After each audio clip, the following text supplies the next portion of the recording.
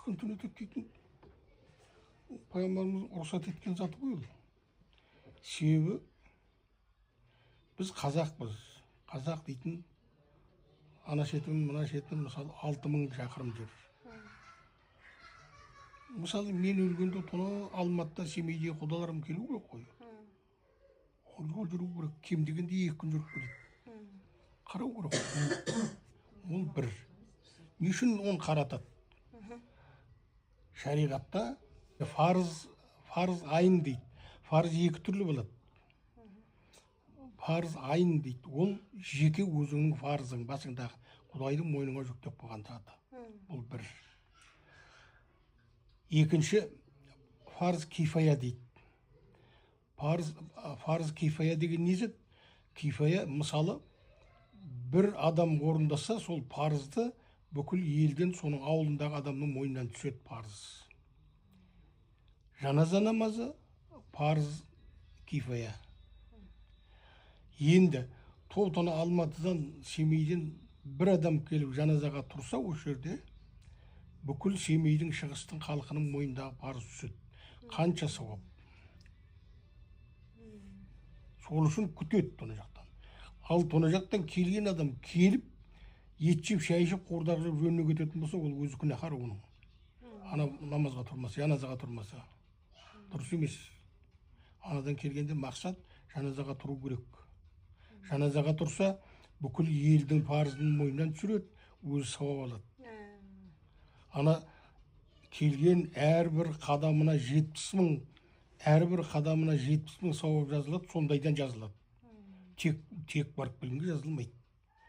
Қазір біреулер, әсіресе әйел адамдар шариғат шығарып алған. Жаңағы жаназаға барған адам тіке үйіне қайту керек. Біреудің үйіне баруға болмайды. Біреу айтады, дүкенге барса, болмаса туалетке кіріп шықса қалады, не қылмайды, ештеңе қылмайды деп айтады.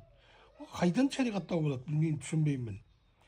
Шариғатта олай емес. Шариғатта мысалы жаназаға барған адам барғанша бір жолмен барса, келесіде екінші жолмен қайтқан ең абзал нәрсе. Себеп әрбір қадамына 70 000 сауап жазады Құдай тағала.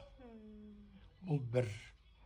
Енді жаназадан шыққаннан кейін кімнің үйіне сол адам соғып, егер шай тамақ ішіп, тіпті арысы қонатын болса, бүкіл жинаған сауабы сол үйде қалады. Менің әке-шешем, маған әке-шешелер көрді ғой талай. Сол ауылда бір сондай намаз болатын болса, сол жердегі әйтеуір келген, алыстан келген қонақтың барлығын үйге алып келіп 20-30 адамды жинап, қонағасы беріп жібермей, біреулері қонады, біреулері ауылы жақындары кетеді, сондай еді. Жоқ, ол деген жаңағы сүйекке кірген адам сөйту керек деп оттайды. Оттаған әңгіме, сүйекке кірген адам ол дейтін толық қосылы дәреті болу керек бұл адамның. Бұл бір. Екінші, ана дәреттеп кісіні пәктейді ғой. Кісі пәктеп шығарып, не қылғаннан кейін ғұсыл құйынса абзал. Құйынбаса күнәсі жоқ оның. Құйынса абзал.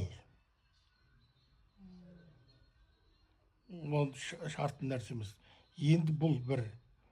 Енді анау не?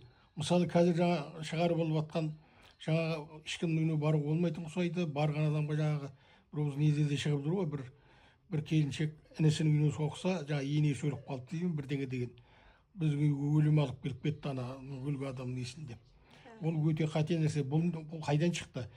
Бұл нәрсе манағы келетін сауаптың барлығын шайтан деген нәрсе қазір адамдарды иеленіп алған, соның анаған сауапты кесу үшін әдейі аналарға ой салады сондай шайтан. Уәсуәс дейді оны. Уәсуәс салады. Мұны көбіне намаз оқымайтын, тіпті дәрет алуды, бісмілләның не екенін білмейтін адамдар, сондай әйелдер әсіресе шариғат айтады. Неге? Себебі шайтандар оған уәсуәс салып, солай айтып қойып отыр. Сосын бүкіл ел соған ұмтылады. Толық шариғат Құдайдың мойындап, дәретін алып, намазды оқитын адам солай ма екен деп ойланып қалады көп адам.